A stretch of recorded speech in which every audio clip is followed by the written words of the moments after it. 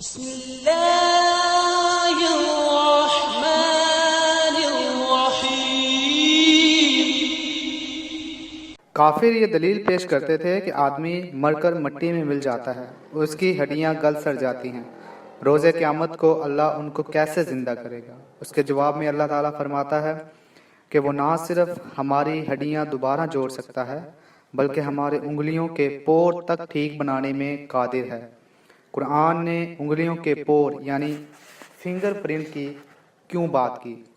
1980 میں sir Francis گولٹ نے تحقیق سر انجام دی تھی اور اس تحقیق کی روشنی میں فنگر پرنٹ کو شناخت کا ایک سائنسی طریقہ کار قرار دیا گیا تھا۔ دنیا بھر میں کوئی بھی دو اشخاص ایک جیسے فنگر پرنٹ کے حامل نہیں، حتیٰ کہ جڑواں پیدا ہونے والے بچے بھی ایک جیسے فنگر پرنٹ کے حامل نہیں ہوتے۔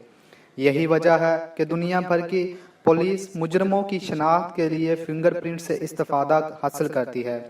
1400 برس بیشتر انسانی فنگر پرنٹ کی اس منفرد حیثیت سے کون واقف تھا؟ صاف ظاہر ہے کہ اس حقیقت سے ہمارے خالق کے سوا اور کون واقف ہو سکتا تھا؟ صرف ہمارا خالق اس حقیقت سے واقف تھا۔